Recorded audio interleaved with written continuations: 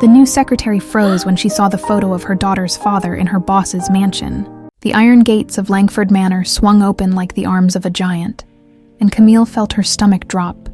She'd seen mansions before, on TV and magazines, but standing here in front of one was something else entirely. The place was massive, all stone walls and tall windows that caught the morning sun and threw it back like a challenge.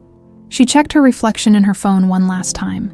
Hair pulled back neat, minimal makeup, her best blazer that she'd ironed twice last night. This job wasn't just an opportunity, it was a lifeline. "You got this," she whispered to herself. For Emily. The walk up the gravel driveway felt endless. Her heels kept sinking into the small stones, and she had to focus on each step to keep from stumbling. Gardeners worked silently among the rose bushes, their movements precise and mechanical. Nobody looked up at her. Nobody smiled. The front door was solid oak, the kind of door that belonged in a castle. Before she could even reach for the brass knocker, it swung open. Ms. Dawson, a woman in a crisp gray uniform, stood there, her face as welcoming as a tax audit. "Yes, that's me. I'm here to see Mr. Langford. First day." The woman nodded once and stepped aside. "Follow me." The inside of the manor was exactly what Camille had expected, and nothing like it at the same time. High ceilings, marble floors, paintings in gilded frames, all the usual rich people stuff. But there was something else too, something she couldn't quite name, a heaviness in the air, like the house itself was holding its breath. Their footsteps echoed as they walked down a long hallway. Camille tried to take it all in without looking like a tourist. Crystal chandeliers, antique vases, a grandfather clock that probably cost more than her apartment. And then she saw the piano. It sat in a sunlit alcove off the main hall. A grand piano so black and shiny it looked wet. But it wasn't the instrument that made her slow down. It was the photograph on top of it, a silver frame, polished to a mirror shine. Inside it, a boy of maybe 10 years old smiled at the camera. He had messy dark hair, a mischievous grin, and a small mole just under his left eye. Camille's heart stopped. She knew that face. She knew that smile, that exact placement of that tiny mole. She'd traced it with her finger 100 times in the dark, back when she was 21 and stupid in love. Hunter. The boy in the photograph was Hunter Cole, the man who disappeared from her life 9 years ago, right after she told him she was pregnant, the father of her daughter. "Ms. Dawson." The housekeeper's voice cut through the fog in her head. "Mr. Langford is waiting." Camille forced her legs to move. Her mind was spinning so fast she felt dizzy. That photograph, it couldn't be. It didn't make any sense. Why would Hunter's childhood picture be sitting on a piano in this mansion? The housekeeper led her to a set of double doors at the end of the hall and knocked twice. "Come in." The voice was deep, controlled, the voice of a man used to being obeyed. The office was all dark wood and leather, the kind of room where serious decisions got made. Behind a massive desk sat Everett Langford, and Camille understood immediately why people called him intimidating. He was in his mid-50s, with silver hair and a jaw that looked carved from stone. His suit probably cost more than her car, but it was his eyes that got her, gray and cold, like winter mornings. This was a man who'd built an empire, and every inch of him showed it. "Ms. Dawson." He didn't smile, but he gestured to the chair across from him. "Please sit." She sat. Her hands were trembling slightly, so she pressed them flat against her thighs. "Your references are impressive," he said, flipping through a folder. 6 years at Morrison & Associates. Excellent performance reviews. Why did you leave?" The company downsized. The lie came easy. She'd practiced it enough. The truth was messier. Her boss had made a pass at her, and when she'd reported him, suddenly her position was eliminated. But nobody wanted to hear that story. Langford nodded, still scanning her file. "You're a single mother, correct?" "Yes, sir. My daughter Emily is 8. Something flickered across his face. There and gone so fast she almost missed it. Pain, maybe, or recognition. "I need someone reliable," he said. "Someone discreet. The work isn't complicated, but I value privacy above all else. Can you handle that?" "Absolutely."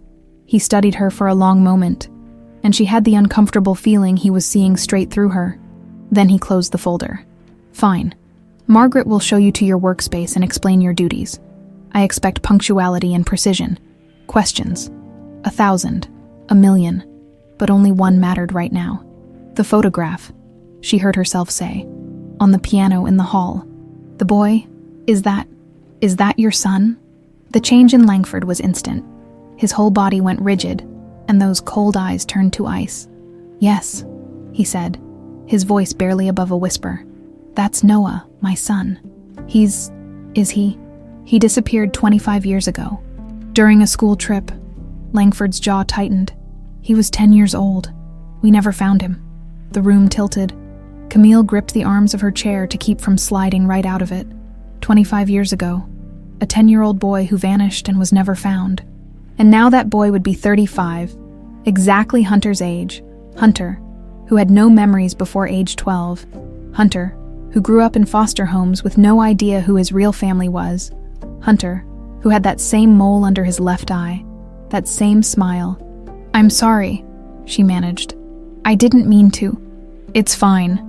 But it clearly wasn't. Langford stood abruptly, signaling the meeting was over.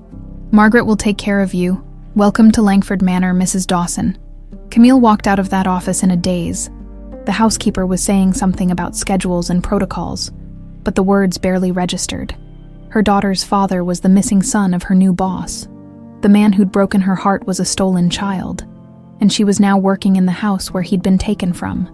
As she followed Margaret down another endless hallway, Camille glanced back at the piano, at that silver-framed photograph of a boy with a mischievous smile. Hunter? Noah?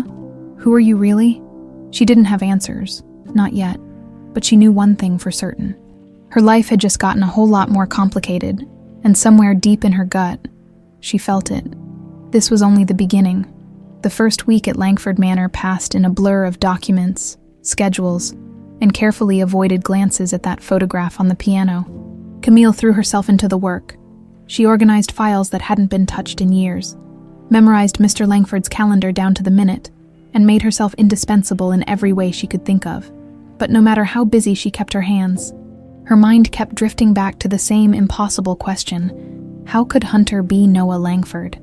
At night, after Emily was asleep, Camille would sit at her tiny kitchen table and stare at the only photo she had of him. It was a selfie they'd taken at a county fair, both of them laughing, her head on his shoulder. She'd been 21, he'd been 26, and she'd been so sure he was the one. They'd met at a coffee shop where she worked part-time during college.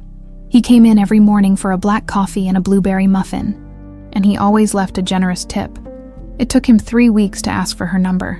When he finally did, his hands were shaking. I'm not good at this, he'd admitted. I don't really know how to do any of this.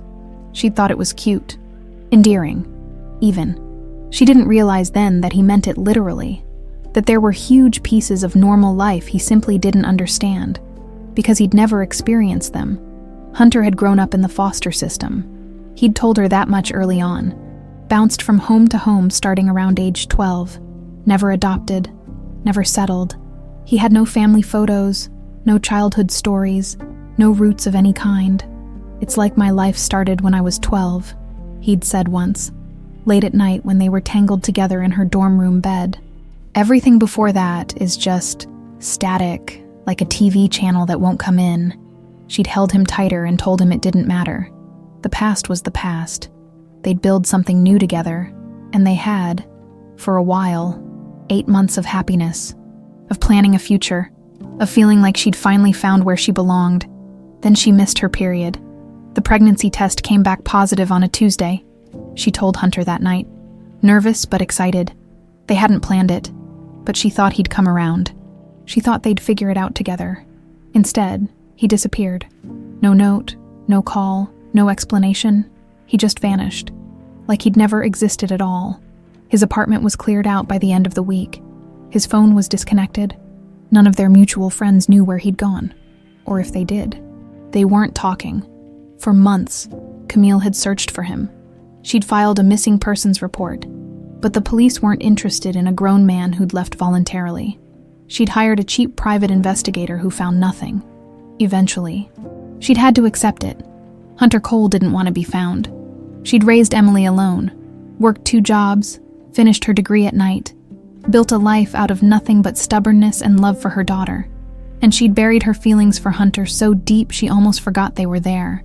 Almost now, sitting in Langford Manor surrounded by wealth she couldn't imagine, Camille felt those feelings clawing their way back to the surface. Not love, that had curdled into something harder years ago, but curiosity and anger and a desperate need to understand. Why had he run? What was he so afraid of? And did it have something to do with the fact that he was a stolen child?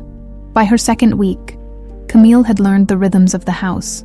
Mr. Langford spent most of his time in his office or at the textile company headquarters downtown. He was polite but distant, never cruel, but never warm. The staff whispered that he'd been different before Noah disappeared, before his first wife died, but that was a long time ago. The first wife, Catherine, had died of a heart attack 3 years after Noah vanished. Died of grief, the housekeeper Margaret said once, her voice flat.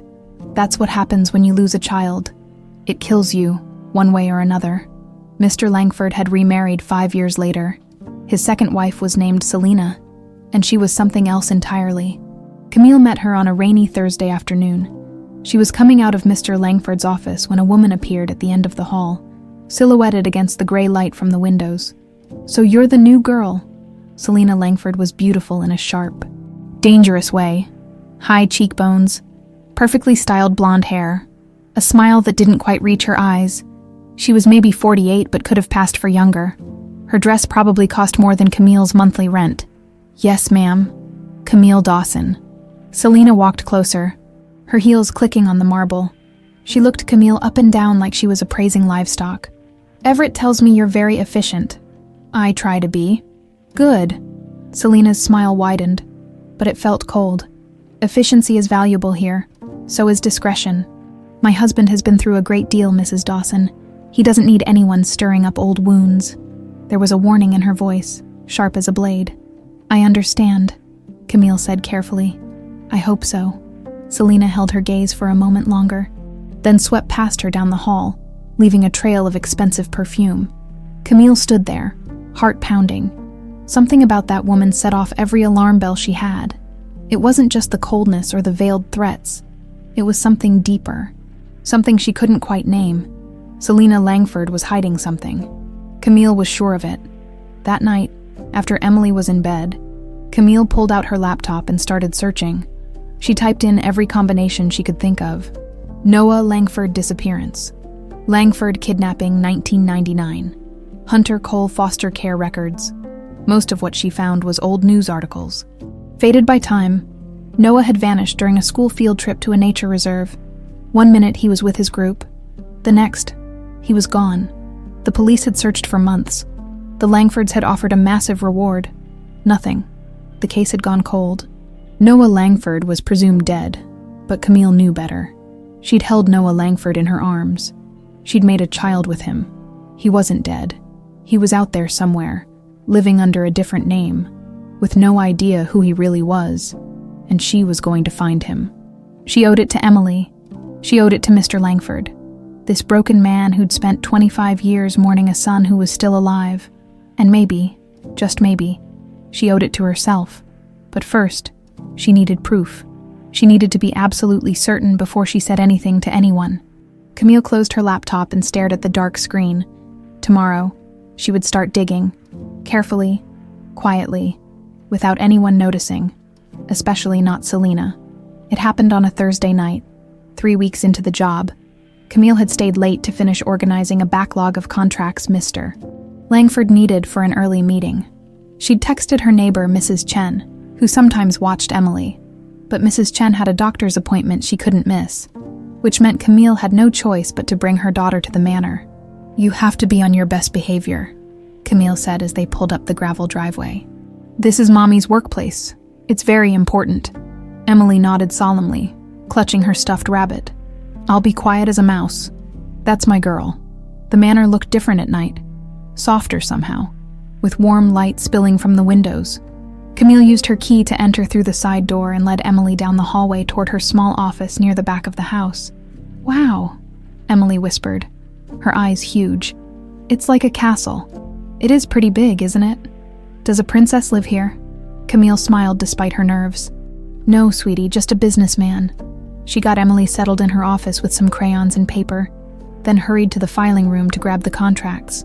It should have taken 10 minutes, 15 tops, but the files were mislabeled, and she had to dig through 3 cabinets before she found what she needed. By the time she got back, her office was empty. Camille's heart lurched. Emily. She checked the hallway. Nothing.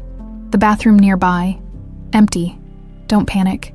She probably just wandered off to explore. But panic was exactly what she felt as she rushed down the corridor, calling her daughter's name as quietly as she could. The last thing she needed was to disturb Mr. Langford with... She rounded the corner and stopped dead. Emily was standing in the alcove by the piano, bathed in the soft glow of a table lamp. And Mr. Langford was there too, frozen in place, staring at the little girl like he'd seen a ghost. Emily, Camille rushed forward. I told you to stay in my office. I'm sorry, Mommy. I heard music and I wanted to see music. I was playing. Mr. Langford said, his voice strange and distant. I haven't played in years. But tonight He trailed off, still staring at Emily. Camille's stomach dropped. She knew that look. She'd seen it 3 weeks ago when she'd asked about the photograph. Mr. Langford, I'm so sorry. My babysitter canceled and I didn't have anyone else to... What's her name? He cut her off, his eyes never leaving Emily's face. Emily Dawson. Emily. He said it softly, like a prayer. Then he took a step closer, and his face went pale as chalk. The light from the lamp was hitting Emily directly now, illuminating every detail. Her dark hair, her bright smile, and there, just under her left eye, the small mole she'd inherited from her father. Mr. Langford's hand shot out to grip the piano for support. Her father, he said, his voice cracking. What was his name? Camille's mouth went dry. This was it, the moment she'd been dreading and hoping for in equal measure. Hunter, she said. Hunter Cole. And he, where is he now? I don't know. He disappeared before she was born. He never even knew I was pregnant. Mr. Langford closed his eyes. His whole body was trembling. Tell me about him. Please, everything you remember. Camille glanced at Emily, who was watching this exchange with wide, confused eyes. Sweetie, why don't you go back to Mommy's office? I'll be there in just a minute. But, please, baby, I need to talk to Mr. Langford alone. Emily looked like she wanted to argue, but something in her mother's voice made her nod. She clutched her rabbit and padded back down the hallway. Once she was gone, Camille turned to Mr. Langford. He'd sunk onto the piano bench, his head in his hands. He had nightmares, she said quietly. Almost every night, he'd wake up screaming, but he could never remember what the dreams were about. Mr. Langford made a sound like he'd been punched. He had no memories of his childhood, nothing before age 12. He said it was all just blank, static, he called it. He grew up in foster care, bounced around from home to home. He didn't know anything about his real family. Oh God. The words came out broken, ragged. Oh my God. Mr. Langford. He looked up at her, and there were tears streaming down his face. This powerful, untouchable man was crying like a child. She has his eyes, he whispered. She has Noah's eyes, the same mole, the same smile. I saw it the second she walked in here. He grabbed Camille's hands, gripping them tight. Don't you understand? He's alive. My son is alive. And that little girl, Emily, she's my granddaughter. The words hit Camille like a wave. She'd known it, suspected it, turned it over in her mind 1,000 times. But hearing it out loud, seeing the certainty in Mr. Langford's face, it made it real in a way it hadn't been before. We don't know for sure, she heard herself say. It could be a coincidence. It's not a coincidence. He stood up abruptly, pacing the alcove. The nightmares, the amnesia, the age, it all fits. Someone took my son and erased his memory, made him into someone else, and he's out there right now, living a life that isn't his, not knowing who he really is. But how? How could someone... I don't know, but I'm going to find out. He stopped pacing and looked at her, his gray eyes blazing with something she'd never seen in him before. Hope. I'm going to hire the best investigators in the country. I'm going to find Hunter Cole, wherever he is, and I'm going to bring my son home." Camille nodded slowly, her mind racing. She should be happy. This was what she'd wanted. Answers, truth, justice for the man she'd loved and the daughter they shared. But something nagged at her, a cold feeling in the pit of her stomach. She thought about Selena, the warning in her voice, the ice in her eyes. "My husband has been through a great deal. He doesn't need anyone stirring up old wounds. What if those wounds had been inflicted by someone closer than anyone realized?" "Mr. Langford," she said carefully, "do you trust everyone in this house?" He frowned. "What do you mean?" "I mean," she hesitated. "I mean, maybe we should be careful about who we tell, until we know more." He studied her for a long moment, and she saw understanding dawn in his eyes. Then he nodded once. "You're right. We keep this between us for now." "For now," she agreed. But as she walked back to her office, back to her daughter, Camille couldn't shake the feeling that they were already being watched, and somewhere in the shadows of that vast, silent house, she was certain someone was listening. Selena Langford had worked too hard and waited too long to lose everything now. She stood at the top of the grand staircase, hidden in the shadows, watching Camille walk back toward her office. The secretary moved quickly, her shoulders tense, her head down. She looked like a woman with a secret. Selena knew that look well. She'd worn it herself for 25 years. She'd seen everything, heard everything. The way Everett had stared at that little girl, the trembling in his voice when he said, "My granddaughter," the hope that had blazed in his eyes like a fire coming back to life. This was bad. This was very, very bad. Selena retreated to her private sitting room on the second floor, locked the door, and poured herself a generous glass of whiskey. Her hands were shaking so badly she spilled some on the antique side table. 25 years. She'd kept this secret for 25 years, and now some nobody secretary with a brat kid was about to blow it all apart. She drained the glass and poured another. It wasn't supposed to be like this. None of it was supposed to happen the way it did. 25 years ago, Selena had been young and hungry, and desperate to escape the nothing life she'd been born into. She'd grown up poor, not romantic poor, not struggling artist poor, but real poor, food stamps and roach-infested apartments, and a mother who drank herself to death by 40. Selena had clawed her way out. She'd put herself through community college, landed a job as a receptionist at Langford Textiles, and started climbing. She was smart. She was beautiful. She knew how to make powerful men feel like gods. But there was one man she couldn't reach. Everett Langford. He was everything she wanted. Rich, powerful, respected. He could give her the life she deserved, the life she'd fought so hard to reach. But he was married, happily married, to a soft, kind woman named Catherine who baked cookies for the office staff and organized charity drives. Selena hated her. She tried everything. The lingering looks, the subtle touches, the accidental encounters. Everett was polite but firm. He loved his wife. He loved his son. He wasn't interested. It drove Selena mad, so she'd made a plan. A terrible, monstrous plan that had seemed so simple at the time. She'd met Griffin Hale at a bar downtown, a man with dead eyes and a reputation for making problems disappear. She'd paid him $10,000, every penny she'd saved, to take Noah Langford during his school field trip and make sure he was never found. Not killed. She wasn't a murderer. Just removed, taken somewhere far away, given to people who would raise him as their own. A clean break. The idea was to destabilize the marriage. Grief tore couples apart. Everyone knew that. Catherine would fall into depression. Everett would need comfort, and Selena would be there, patient and understanding, ready to pick up the pieces. It worked better than she'd ever imagined. Griffin took the boy and delivered him to an orphanage 3 states away, with forged documents that erased his identity. Noah Langford became Hunter Cole, a nobody with no past and no future. Catherine didn't just fall into depression. She died. Heart attack, the doctors said. But everyone knew the truth. She'd died of grief, pure and simple. And Everett shattered. He became a ghost in his own company, going through the motions, the light completely gone from his eyes. Selena had waited. 5 years of patience, of small kindnesses, of being exactly what he needed when he needed it. And finally, he'd proposed. She'd won. The guilt came sometimes. Late at night when she couldn't sleep, she'd think about that little boy, wonder what had happened to him, whether he was okay. But she'd gotten good at pushing those thoughts away.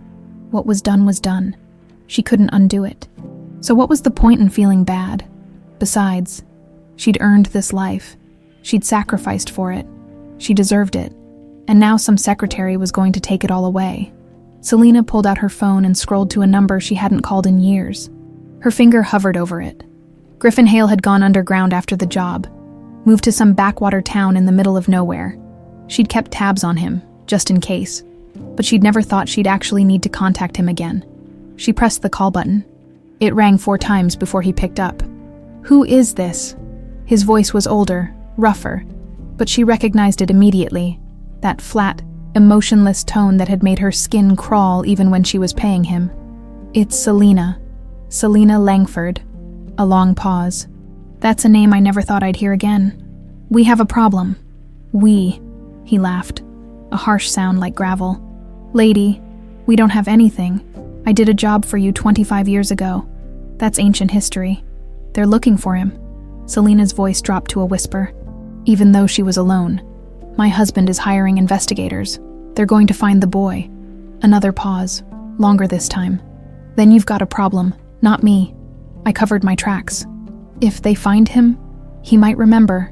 He might talk. He won't remember anything.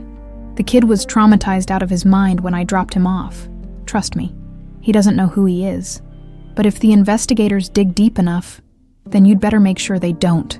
Griffin's voice turned cold. "I'm not going down for this. Mrs. Langford, I've built a life out here. I've got a family. If you do anything to threaten that, I'll burn you down so fast you won't even see it coming. Understand?" The line went dead. Selena stared at the phone, her heart pounding. That hadn't gone the way she'd hoped. Griffin wasn't going to help her. She was on her own. She started pacing, her mind racing. She needed a plan. She needed to stop those investigators before they found anything. She needed to get rid of Camille before the woman could do any more damage. But she had to be careful.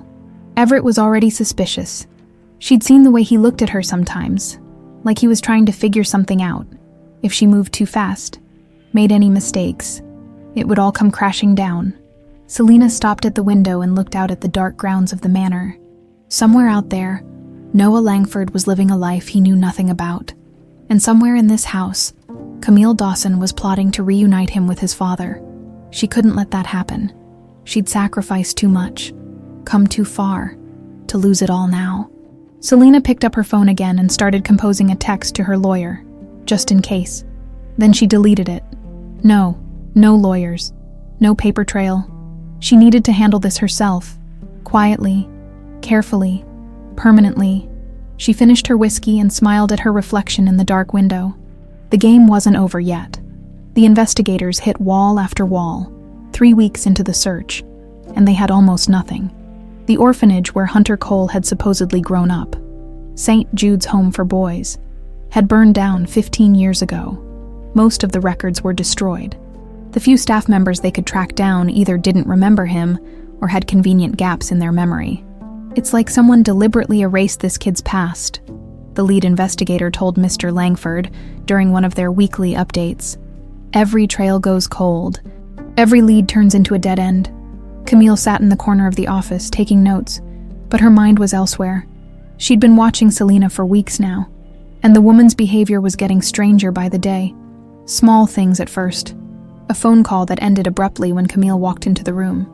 A folder that disappeared from Mr. Langford's desk and reappeared 2 days later. Selena hovering near doorways, always listening, always watching. Then bigger things. An investigator who suddenly quit without explanation. A key witness who changed her story overnight. A computer file that got accidentally deleted. Someone was sabotaging the search, and Camille was pretty sure she knew who, but she couldn't prove it. Not yet. "You need to be careful," Mr. Langford said one evening when they were alone in his office. "Selena has been asking questions about you." Camille looked up from the files she was organizing. "What kind of questions?" where you came from, why you're working late so often, whether you have ulterior motives. Ulterior motives. Her words. Not mine. He rubbed his temples, looking exhausted. The search was taking its toll on him. He'd lost weight, and there were dark circles under his eyes. She thinks you're after my money, that you invented this whole story about Hunter to get close to me. Camille felt a flash of anger. That's ridiculous. I know, but Selena can be persuasive. She's already suggested I fire you. And, Mr. Langford met her eyes, I told her that wasn't going to happen, that I trust you. Something passed between them, an understanding, an alliance forged in shared purpose. They were in this together now, for better or worse. Thank you, Camille said quietly. Don't thank me yet. If we don't find something soon, I don't know how much longer I can keep the investigators on retainer. We need a breakthrough. Camille nodded slowly, a plan forming in her mind. The investigators had their methods. Legal, proper, by the book. But some doors only opened for people willing to bend the rules. Let me try something, she said. Give me a few days. Mr. Langford raised an eyebrow. What are you going to do? Better if you don't know. Plausible deniability. He studied her for a long moment, then nodded once. Be careful, Camille. I have a feeling Selena is more dangerous than she appears. Over the next few nights, Camille became a ghost in Langford Manor. She learned the rhythms of the house. When the staff went home, when Mr. Langford retired to his room, when Selena took her evening bath, she memorized the location of every creaky floorboard, every squeaky door hinge, and she searched. Selena's private sitting room was locked, but the lock was old and cheap, nothing that a hairpin and a YouTube tutorial couldn't handle. The first night, Camille found nothing but fashion magazines and expensive jewelry. The second night, she discovered a hidden drawer in Selena's vanity, but it only contained old love letters from a boyfriend she'd had before Mr. Langford. The third night, she found the study. It was a small room off the main hallway that Selena used for her charity work, organizing galas and fundraisers, writing letters to donors. Camille had never paid much attention to it before, but that night, she noticed the door was slightly ajar, and the light was on. She waited until Selena went to bed, then slipped inside. The room was immaculate, everything in its place. A mahogany desk with neat stacks of correspondence, a filing cabinet with color-coded folders, a bookshelf lined with leather-bound volumes that had probably never been read. Camille started with the filing cabinet. Charity events, tax documents, receipts for purchases that cost more than Camille made in a month. Nothing unusual. Then she tried the desk. The drawers were locked, but the same hairpin trick worked. She rifled through papers, invoices, bank statements, and then she saw it. A folder at the very back of the bottom drawer, hidden beneath a stack of old magazines. It was unmarked, plain manila. Her hands trembled as she opened it. Inside were receipts, old ones, yellowed with age, dated 25 years ago. Payments to someone named G. Hale, $10,000, paid in cash over 3 installments. Beneath the receipts was a single sheet of paper, handwritten. Camille's blood went cold as she read it. The boy will be taken during the field trip. St. Jude's has agreed to accept him with new documentation. Memories should fade with time. No one will ever know. It wasn't signed, but it didn't need to be. The handwriting was elegant, feminine, distinctive. Selena's handwriting. Camille's hands were shaking so badly she almost dropped the folder. This was it. Proof. Actual, undeniable proof that Selena Langford had orchestrated the kidnapping of Noah Langford. She pulled out her phone to take photos, her heart hammering in her chest. What do you think you're doing? Camille spun around. Selena stood in the doorway, wearing a silk robe, her face twisted with fury. You were just going through my private belongings. Selena stepped into the room and closed the door behind her. I knew you were trouble the moment I saw you. A little nobody trying to worm her way into this family. I know what you did. Camille held up the folder, trying to keep her voice steady. I know you took Noah. You paid someone to kidnap a child and destroy his life. Selena's expression didn't change. If anything, she looked almost amused. So you found my insurance policy. Congratulations. She took another step closer. Do you really think that's going to help you? Do you think anyone will believe a secretary over me? Mr. Langford will believe me. Will he? Selina smiled. And it was the coldest thing Camille had ever seen. By the time I'm done with you, he won't believe a word you say. I'll make sure of that. She moved closer, and Camille backed up against the desk. Here's what's going to happen, Selina said softly. You're going to put that folder back where you found it. You're going to resign tomorrow morning, and you're going to disappear. Just like Hunter did. Do you understand? No. The voice came from the doorway. Both women turned. Mr. Langford stood there, flanked by 2 police officers. His face was a mask of cold fury. I've heard enough, he said. Officers, arrest her. Selina's composure finally cracked. Everett? No, you don't understand. I understand perfectly. I've been recording your phone calls for weeks. He held up his phone. It's all here, Selina. Every conversation with Griffin Hale, every lie, every threat. The color drained from Selina's face. You took my son, Mr. Langford said, his voice breaking. You destroyed my family, and now you're going to pay for it. As the officers led Selina away, she turned back one last time, her eyes blazing with hatred. This isn't over, she hissed at Camille. This isn't over. But as the front door closed behind her, Camille knew the truth. It was over. For Selina, at least. For everyone else. It was just beginning. The night after Selina's arrest, Camille couldn't sleep. She lay in bed staring at the ceiling, replaying those final moments over and over. The look on Selina's face when the police grabbed her arms, the hatred in her eyes, the promise in her voice. This isn't over, but it was over. At least that part of it. Selina was in custody, charged with kidnapping, conspiracy, and obstruction of justice. Her bail had been set at $2 million, and Mr. Langford had made sure every judge in the county knew not to let her walk. Griffin Hale was next. The police picked him up at his home in Nevada. 2 days later, he'd tried to run, but he was 63 years old and out of shape. They caught him before he made it to his car, in the interrogation room, faced with the evidence Camille had found, and the recordings from Selina's phone. Griffin cracked like an egg. She paid me 10 grand, he told the detectives, his voice flat and defeated. Said she just wanted the kid gone. Not dead, just gone. I took him to St. Jude's with fake papers. They didn't ask questions. Nobody asked questions back then. Where is he now? The lead detective demanded. How should I know? That was 25 years ago. I dropped him off and never looked back. But the investigators had a trail now. A real one. Not the dead ends and false leads they'd been chasing for weeks. They dug into St. Jude's records, the ones that had survived the fire, and started piecing together Hunter Cole's journey through the foster system. It took another week, but they finally found him. Camille was in Mr. Langford's office when the call came. She watched his face as he listened, saw the way his hand tightened on the phone, the way his eyes filled with tears. Are you sure? He whispered. You're absolutely certain. A pause. Then he closed his eyes and let out a breath he seemed to have been holding for 25 years. Where? He grabbed a pen and scribbled something on a notepad. When he hung up, his hands were shaking.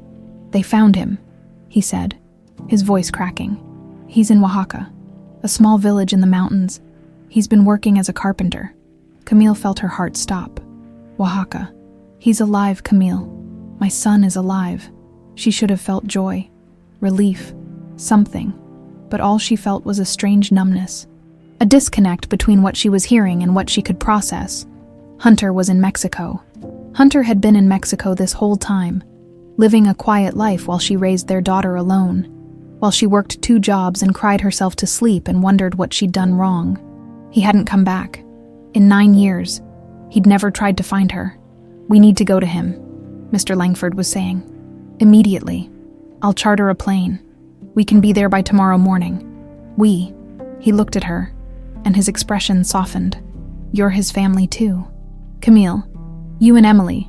He needs to see all of us. Emily. God. She hadn't even thought about how to explain this to Emily. Sweetie, remember how I told you Daddy went away? Well, it turns out he was kidnapped as a child and has amnesia and has been hiding in Mexico for almost a decade. How do you tell an 8-year-old something like that? "I don't know," she said slowly. "Maybe I should stay here. Maybe he needs to see you first. Just you, father and son." "No," Mr. Langford's voice was firm. "He needs to see Emily. She's the key to all of this. When he looks at her, he'll remember. I know he will." Camille wasn't so sure, but she also knew she couldn't stay behind. She'd come too far, sacrificed too much to miss this moment. "Okay," she said. "We'll go together," she told Emily that night. Sitting on the edge of her bed, "Mommy has to take a trip, a very important trip." Emily looked up from her picture book, her eyes wide. "Where? To Mexico? To a place called Oaxaca. Why?" Camille took a deep breath. "Because we might have found your daddy." The book slipped from Emily's hands. "My daddy, my real daddy. Yes, baby, your real daddy. But I thought he went away. I thought he didn't want us." The words hit Camille like a punch to the gut. She'd tried so hard to protect Emily from the truth, but kids understood more than you gave them credit for. "It's complicated, sweetheart. Your daddy, he was lost. He didn't know who he was. But now we've found him, and we're going to bring him home." Emily's lower lip trembled. "What if he doesn't remember me? He's never even met you, baby. But he will. And he's going to love you so much." Camille pulled her daughter into a tight hug. "I promise." She hoped it wasn't a lie. They flew out the next morning, Camille, Emily, and Mr. Langford, on a private plane that cost more than Camille would make in 5 years. The flight was quiet. Mr. Langford spent most of it staring out the window, lost in thought. Emily fell asleep with her head on Camille's lap. Camille couldn't sleep, couldn't eat, couldn't do anything but think about what was waiting for them at the end of this journey. What would she say to him? What could she possibly say? "You left me. You broke my heart. You missed 8 years of your daughter's life. But also, none of it was your fault. You didn't know who you were. You were as much a victim as anyone." She didn't know which feeling was stronger, the anger or the understanding. Maybe both could be true at the same time. They landed in Oaxaca City in the late afternoon and drove into the mountains as the sun began to set. The village was small and remote. Just a handful of houses clustered around a dusty plaza. Chickens wandered the streets. Children played in doorways. "There," the driver said, pointing to a small house at the edge of the village. "That's where he lives." Mr. Langford's breath caught. Camille's heart was pounding so hard she could hear it in her ears. "Are you ready?" she asked. He looked at her, and she saw the fear in his eyes. Fear that this was all a mistake, that it wasn't really Noah, that 25 years of hope were about to be crushed. "No," he said honestly, "but I've waited long enough." They got out of the car. Emily grabbed Camille's hand and held on tight. Together, the three of them walked toward the house. And there, in the fading golden light, they saw him, a man in his mid-30s, with dark hair and strong hands, sitting in the yard carving a piece of wood. He looked up as they approached, frowning slightly at the strangers. He had a mole under his left eye. Emily whispered, "Mommy, is that him?" Camille couldn't speak. She couldn't breathe after all this time. After everything, there he was, Hunter Cole, Noah Langford, her daughter's father. What happens now? Hunter set down his carving knife and stood slowly, watching the three strangers approach. His body language was wary, guarded, the posture of a man who'd learned not to trust unexpected visitors. "Can I help you?" he called out in Spanish, then repeated it in English when he saw their faces. Mr. Langford stopped a few feet away. His mouth opened, but no words came out. 25 years of searching, of hoping, of grieving, and now that the moment was here, he couldn't speak. Camille stepped forward instead. Hunter, Cole." The man's frown deepened. "Do I know you?" "You did. A long time ago." Her voice was steadier than she expected. "My name is Camille Dawson. We met in a coffee shop when I was 21. You used to order black coffee and a blueberry muffin." Something flickered in his eyes. Recognition, or just confusion. "I'm sorry," he said slowly. I meet a lot of people. My memory isn't. I know about your memory." She took another step closer. "You told me once that your life felt like it started at 12, that everything before that was static." Now he looked alarmed. How do you know that? Because you told me 9 years ago, before you disappeared. She swallowed hard. Before I found out I was pregnant with your daughter. Hunter went completely still. His eyes dropped to Emily, who was half hidden behind Camille's legs, peeking out at him with obvious curiosity. What? Her name is Emily. She's 8 years old, and she's yours. The color drained from Hunter's face. He staggered back a step, grabbing the wooden railing of his porch for support. No, that's not possible. I don't have a daughter. I would remember. You don't remember a lot of things. This time it was Mr. Langford who spoke, his voice rough with emotion. But that's not your fault. None of this is your fault. Hunter's gaze shifted to the older man. Who are you? Mr. Langford reached into his jacket pocket and pulled out an old photograph. The same silver-framed picture that had sat on the piano in Langford Manor for 25 years. My name is Everett Langford, and I'm your father. The silence stretched for an eternity. Hunter stared at the photograph, his face unreadable. The boy in the picture smiled back at him. The same dark hair, the same mischievous grin, the same small mole under the left eye. I don't understand, he whispered. Your real name is Noah Langford, Mr. Langford said, his voice breaking. You were kidnapped when you were 10 years old during a school field trip. Someone took you and erased your identity. You grew up thinking you were Hunter Cole, but that's not who you are. You're my son, and I've been looking for you for 25 years. Hunter, Noah, shook his head slowly. That's insane. That's completely insane. Look at the photograph. Mr. Langford pressed it into his hands. Look at your face. Look at the mole under your eye. It's you. You know it's you. Noah looked down at the picture again. His hands were trembling. I have dreams, he said quietly. Nightmares, mostly. A big house, a piano, someone calling my name. But it's never clear. It's like trying to remember a movie you saw when you were a kid. Those aren't dreams, Mr. Langford said. They're memories. Your memories. Of our home. Of me. But how? Noah ran a hand through his hair, his breathing ragged. How is this possible? How does something like this happen? A woman named Selena paid someone to take you. She wanted to destroy my family so she could have me for herself. Mr. Langford's voice hardened. She's in jail now. She's going to spend the rest of her life paying for what she did to you. To all of us.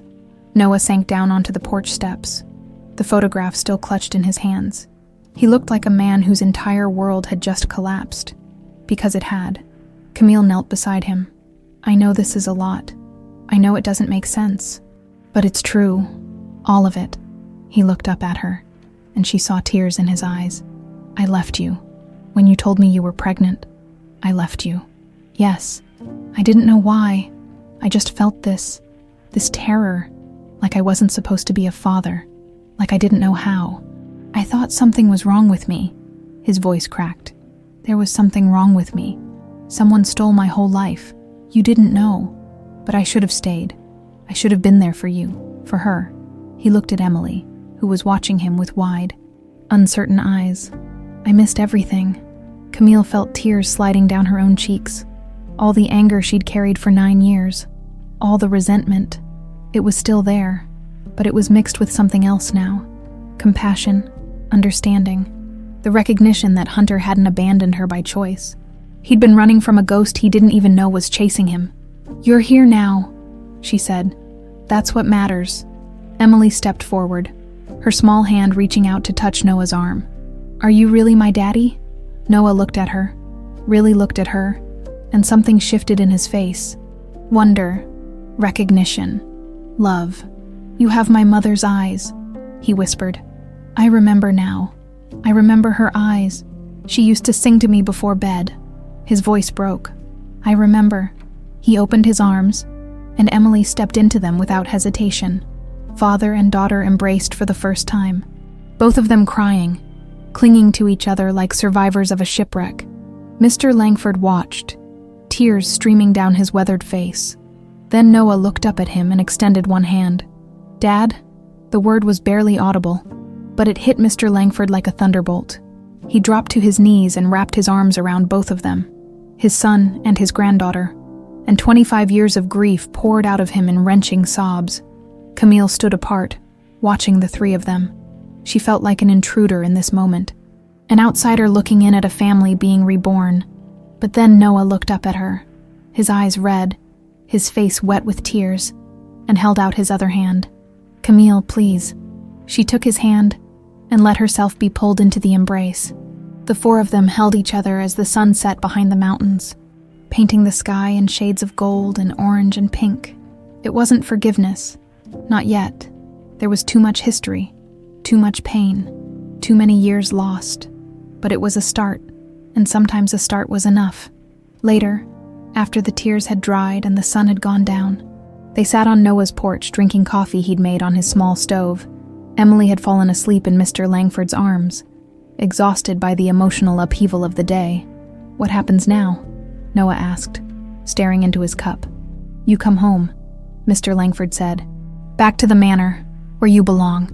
Noah shook his head slowly. "I don't know if I can do that. I don't know if I can be Noah Langford. I've been Hunter Cole my whole life. My whole life that I remember anyway. You don't have to be anyone but who you are," Camille said. "But Emily needs a father, and your dad needs his son. Whatever you call yourself, wherever you live, that doesn't change." Noah was quiet for a long moment. Then he looked at his sleeping daughter, and something in his expression softened. "I always wanted to go back," he said. "To you, to whatever life I'd left behind, but I didn't know how. I didn't know who I was supposed to be." He met Camille's eyes. "Maybe now I can figure that out." It wasn't a promise, it wasn't a commitment, but it was hope. And right now, hope was enough. They stayed in Oaxaca for 3 days. Mr. Langford had booked rooms at a small inn in the village, and they spent the time talking, remembering, trying to bridge 25 years of separation. Noah showed them around the village, the workshop where he carved furniture, the market where he bought his food, the church where he sometimes sat in silence, trying to make sense of the emptiness inside him. "I came here 5 years ago," he explained as they walked through the dusty streets. "I'd been drifting before that. Different cities, different jobs. Nothing ever felt right. Nothing ever felt like home." He paused, looking out at the mountains. "This place was the first time I felt any kind of peace. But even here, there was always something missing. I just didn't know what." "You were looking for us, Mr. Langford said quietly, "even if you didn't know it." Noah nodded slowly. "Maybe I was." The memories came back in pieces, like fragments of a broken mirror slowly fitting together. A song his mother used to sing, the smell of his father's cologne, the way the light came through the windows of his childhood bedroom in the morning. "I remember the piano," he said one evening, sitting on the porch with Mr. Langford. "You used to play for me before bed. Chopin, right? The nocturnes, Mr. Langford's eyes filled with tears. "You remember that? It's coming back, slowly, like waking up from a long dream. But not everything that came back was good. The nightmares intensified. Vivid, terrifying flashes of the day he was taken. A man grabbing him from behind, a cloth over his mouth, darkness. Then waking up in a strange place, with strange people telling him his name was Hunter, and he had no family. They said my parents died in a car accident," Noah told them, his voice hollow. "They said I was in shock. That's why I couldn't remember. I was so scared and confused. I believed them. I was just a kid." Camille listened to these stories with a mixture of horror and heartbreak. She'd known Hunter as a troubled man, haunted by a past he couldn't access. Now she understood why. His entire identity had been stolen from him. His whole life was a lie constructed by strangers. And yet, despite everything, he'd become a good man, a kind man, a man who carved beautiful things with his hands and gave them away to neighbors who couldn't afford to pay. A man who helped elderly villagers carry their groceries and taught local kids how to work with wood. The core of him had survived. That was something. On the second night, Camille and Noah finally talked alone. They sat on a hillside overlooking the village, the stars bright and close in the mountain air. Emily was asleep at the inn, watched over by Mr. Langford, and for the first time since they'd arrived, Camille and Noah had space to say the things that needed to be said. "I'm sorry," Noah spoke first, his voice rough. "I know that doesn't fix anything. I know sorry doesn't give you back 9 years, but I need you to know. Leaving you was the worst thing I've ever done." I've regretted it every single day." "Then why did you do it?" The question came out sharper than she intended, but she didn't take it back. She'd earned the right to ask. Noah was quiet for a long moment. "Because I was terrified when you told me you were pregnant. Something inside me just broke. I kept thinking, how can I be a father when I don't even know who I am? How can I raise a child when I can't remember my own childhood? I felt like a fraud, like I was going to ruin everything I touched. So you ran. So I ran." He hung his head. "I told myself I was protecting you, that you'd be better off without me. But that was a lie. I was just scared." Camille felt the old anger rising in her chest, hot and familiar, but alongside it was something else, a grudging understanding. She'd spent years hating Hunter for his weakness, his cowardice, his inability to face responsibility. But how could she hate him for running from something he didn't understand? How could she blame him for being broken by a trauma he didn't even know he'd suffered? "I was so angry at you," she said. "For so long, I had to raise Emily by myself. I had to work 2 jobs, finish school at night, explain to my daughter why her daddy wasn't there. Do you know how hard that was? I can't imagine." "No, you can't." She took a shaky breath. "But I also see now that you were suffering too, that you were lost in a way I couldn't understand. And I'm really trying, to let go of the anger. But it's not easy. I don't expect it to be easy. I don't expect you to forgive me." He turned to face her, and in the starlight she could see the tears on his cheeks. "But I want to try. I want to be there for Emily. I want to be the father I should have been from the beginning if you'll let me." Camille looked at him for a long time. This man who'd broken her heart. This man who was also a victim. This man who was trying against all odds to put himself back together. "Emily needs a father," she said finally. "And she deserves to know who you really are. So yes, I'll let you try. But if you disappear again, if you break her heart the way you broke mine..." She didn't finish the sentence. She didn't need to. "I won't," he said. "I swear to you, Camille, I won't." She wanted to believe him. She wasn't sure she did. Not completely. Not yet. But she was willing to give him the chance. That was more than she'd thought she could offer. When this all began, on the 3rd day, Noah packed a small bag with the few possessions that mattered to him and said goodbye to the village that had been his home for 5 years. The neighbors came out to see him off, confused and a little sad, but wishing him well. "You'll come back to visit?" asked an old woman who'd been like a grandmother to him. "I will," he promised. "This place saved me. I won't forget that." They drove back to Oaxaca City and boarded the private plane. As they lifted off and the mountains fell away beneath them, Noah pressed his face to the window like a child seeing the world for the first time. "I never flew before," he said quietly. "Not that I remember, anyway." "You flew a lot when you were young, Mr. Langford said. "We traveled all over, Europe, Asia, South America. You loved it." Noah shook his head in wonder. "There's so much I don't know about myself, about my own life." "We'll help you remember," Emily said, squeezing his hand. "Grandpa and me. We'll tell you everything." Noah looked at his daughter, this perfect little person he'd helped create and then abandoned, and smiled through his tears. "I'd like that," he said. "I'd like that very much."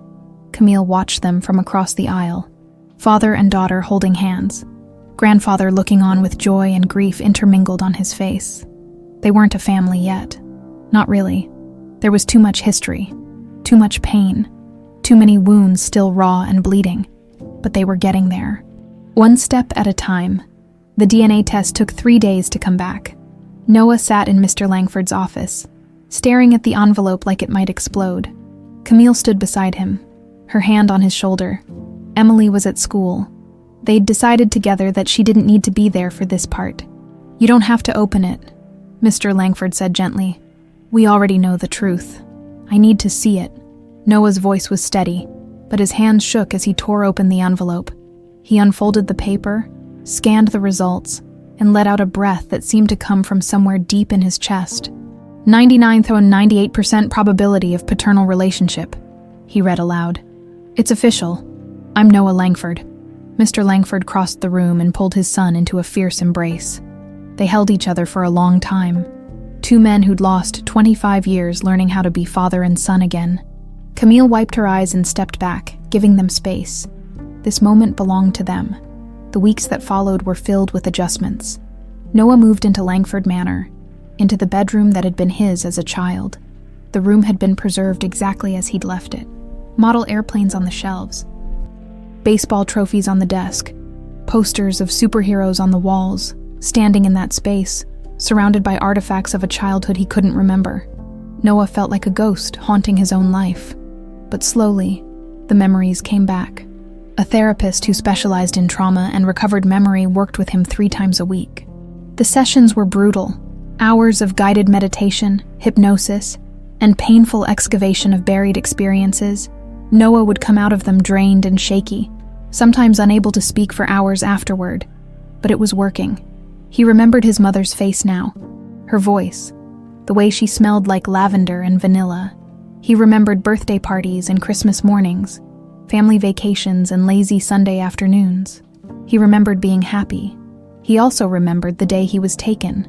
There was a man, he told Camille one night, his voice hollow.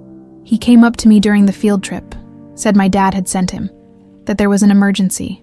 I believed him. I went with him. You were 10 years old. You trusted adults. He put something over my face, chloroform.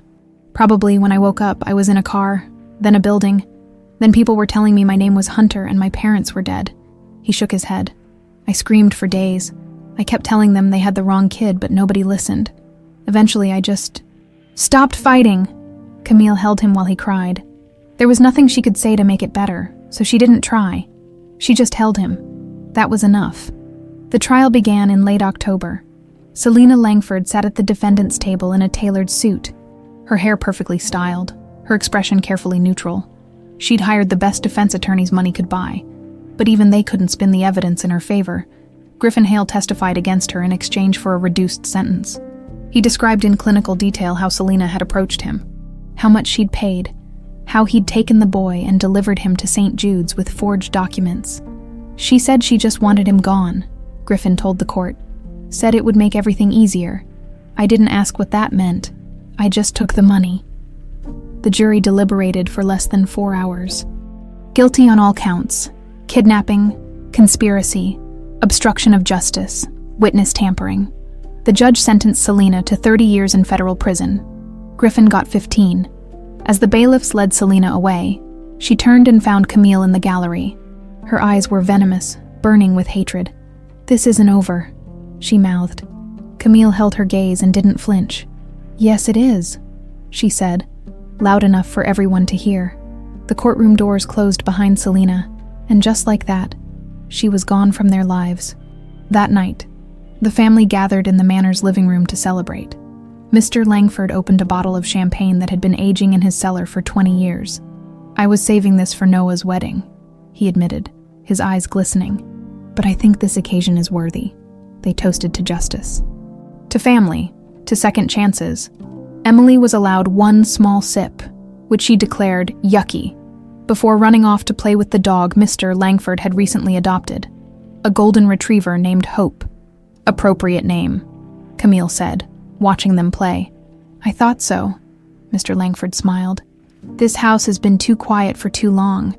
It's good to have noise again, life." Noah sat apart from the others, staring into the fireplace. Camille went to him. "You okay?" "Yeah, just thinking." He looked up at her. "She stole 25 years from me, from my dad, from my mom. She might still be alive if none of this had happened. And for what? So Selena could marry into money. Some people are broken in ways that can't be fixed." "I know, but 30 years doesn't feel like enough." "Not for what she did." Camille sat beside him and took his hand. "It's not about enough. It's about moving forward. We can't get those years back, but we can make sure the years ahead are better." Noah was quiet for a moment. Then he squeezed her hand. "I want to do this right," he said. "You and me, Emily. I know I don't deserve another chance. I know I broke your trust, but I want to try. Really try." Camille looked at him. This man who'd been Hunter, who was becoming Noah, who was trying to figure out how to be both. She thought about all the years of anger, all the sleepless nights, all the times she'd cursed his name. Then she thought about Emily's face when she looked at her father, the way she lit up, the way she'd started laughing more, smiling more, like a piece of her that had been missing was finally in place. "I'm not ready to forgive you completely," Camille said honestly. "I don't know if I ever will be, but I'm willing to try too. For Emily, and maybe for us." Noah's eyes filled with tears. "That's more than I deserve." "Probably." She allowed herself a small smile. "But I've always been a sucker for lost causes." He laughed. A real laugh, the first she'd heard from him since they'd reunited. It sounded rusty, out of practice, but it sounded like hope. Later, after Emily was in bed and Mr. Langford had retired for the night, Camille stood at the window looking out at the moonlit gardens. Noah came up behind her. "What are you thinking about? How different everything is. A few months ago, I was just trying to survive. Now, she turned to face him. Now I'm part of something bigger. A family, a real family." Noah nodded slowly. "It's scary, isn't it? Having something to lose. Terrifying." He took her hands in his. "Then let's be terrified together." It wasn't a proposal. It wasn't even a promise. But standing there in the quiet of the manor, with the ghosts of the past finally laid to rest, it felt like a beginning. And sometimes, a beginning was all you needed. 6 months later, spring arrived at Langford Manor. The gardens exploded with color.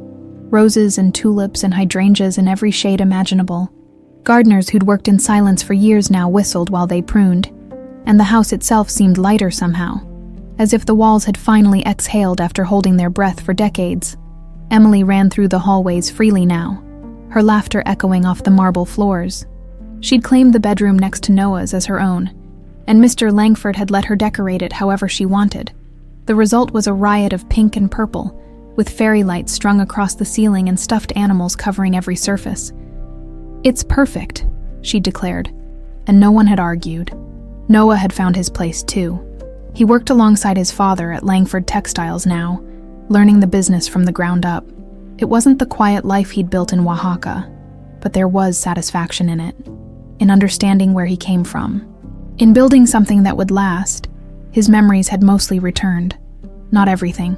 Some gaps would probably never fill in, but enough. He remembered his mother's voice, his father's laugh, the feeling of being loved and safe. He remembered being Noah Langford, but he hadn't forgotten being Hunter Cole either. That man, lost and searching and afraid, was still part of him. Maybe always would be. "I think I'm both," he told Camille one morning over breakfast. Noah and Hunter, the boy who was stolen, and the man who survived. "I can't separate them anymore." "Then don't," she said simply. "Be both." It was good advice. He tried to follow it. The wedding was small, just family and a few close friends. They held it in the manor's garden on a Saturday afternoon in late April. White chairs arranged on the lawn, an arch covered in white roses, a string quartet playing softly as guests took their seats. Camille wore a simple ivory dress that caught the sunlight when she moved. Her hair was down, the way Noah liked it, with small flowers woven through the curls. She'd never felt more beautiful, or more nervous. "You ready?" Mr. Langford asked. He was walking her down the aisle. She'd asked him weeks ago, and he'd cried when he said yes. "I think so. You're going to be fine. Better than fine." He squeezed her arm. "You saved my son, Camille. You brought my family back to me. I'll never be able to repay that. You don't have to repay anything. We're family now." He smiled, and she saw Noah in that smile, the same warmth, the same quiet strength. "Yes," he said. "We are." The music changed, and they started walking. Noah stood at the altar, watching Camille come toward him. He'd been nervous all morning, pacing, fidgeting, driving Emily crazy with his inability to sit still. But now, seeing Camille in that dress with the sun lighting her up like she was glowing from within, he felt perfectly calm. This was right. This was where he was supposed to be. Emily stood beside him as the flower girl, clutching a basket of rose petals she'd already scattered down the aisle. She was practically vibrating with excitement. "She's so pretty." "Daddy?" she whispered loudly. "Yeah," Noah agreed, his voice thick. "She really is." Camille reached the altar, and Mr. Langford placed her hand in Noah's. Their eyes met, and everything else fell away. The guests, the music, the flowers.